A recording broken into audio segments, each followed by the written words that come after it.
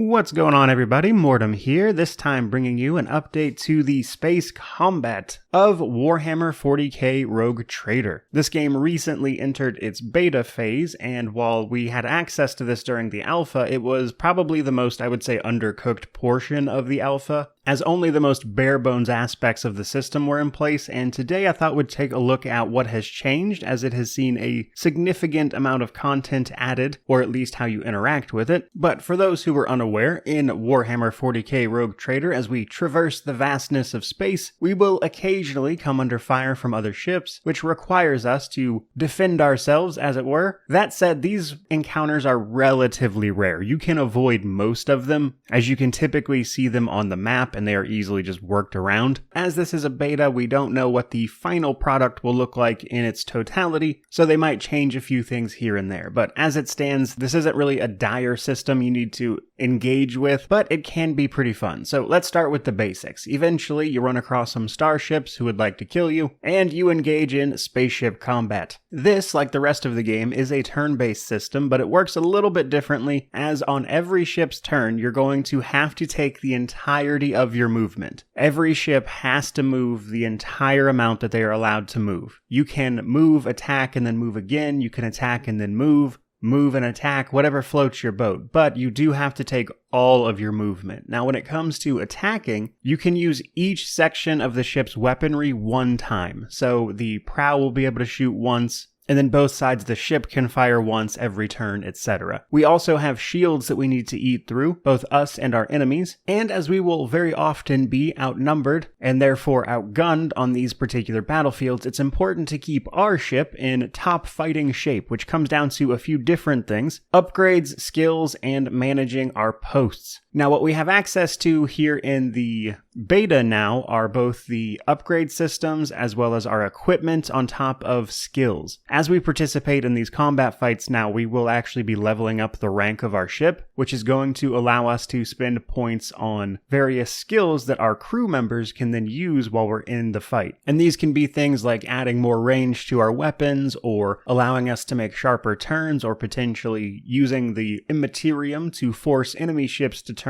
So the skills will certainly add a lot. Now, the part of that we don't know too much about right now is exactly how assigning crew members is going to work, because that is the part of the beta that is unavailable. We have crew members assigned to slots that we cannot change, but otherwise we can't really touch that part. Now, when it comes to upgrading our ship, we have a few other options outside of just our skills. For starters, we can upgrade both the hull of the ship, which is basically just going to give us more life, as well as our ship's ram, as you can ram other ships. But in order to upgrade either of these, we require scrap. We get scrap from scrounging wrecks and things out in the world on top of defeating enemies in combat. Scrap will be both used to repair any damage to your ship as well as upgrade these components. Pretty straightforward system. But then we have the equipment system. We have several slots that we can assign various equipment to. The ship's more basic systems, like its engine as well as its drive and its ability to move. And then we have the actual weapons the ship is using. Now, some weapons can only be assigned to certain spots on the ship, as you might expect, and I think this is important because this will actually allow you to customize how the ship attacks a little bit. And while I initially bounced off the system a bit, I did find that maneuvering exactly what weapons I was using where made the system feel much more comfortable to me, and is when I actually started enjoying it a bit. But when it comes to finding equipment, the vendor for them is actually relatively easy. The main hub in the game is Footfall, or the sort of city, if you will, that we go to at the beginning of Act 2, has a vendor just outside of it that will sell us ship equipment. However, unlike other vendors, the only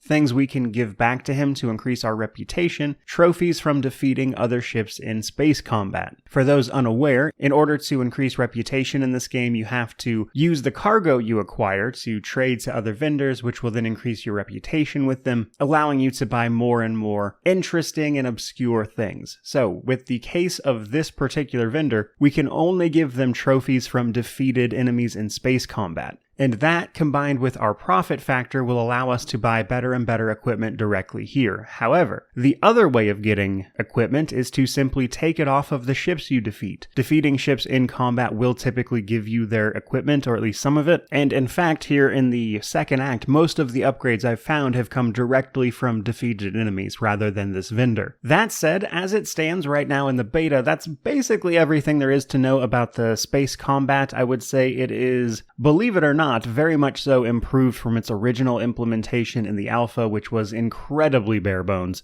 But with a lot of these changes here, we can kind of see the direction they're planning on taking this in, and I'm curious if this is going to be a more substantial part of the game later. As it stands right now, again, you can avoid like 90% of this very, very easily. So I am curious what part this has to play in the broader narrative, that is to say how required it's going to be. As it stands, it's a decent enough system. You don't have to do a ton of it to get to grips with it and suddenly be taking on like 3 or 4 ships at a time, and to my mind, it looks like they're trying to avoid making it a headache, as a lot of people didn't like Wrath of the Righteous's Crusade battles, for instance. But overall, I'd say I enjoy what I see here, though I'm curious about the final implementation. That said, let me know what you think about this system down in the comment section below, which of course means don't forget to like, comment, subscribe, all that YouTube jazz. But regardless of any of that, truly, just thank you so much for watching. I really do appreciate it. May you wander in wisdom and have an amazing day.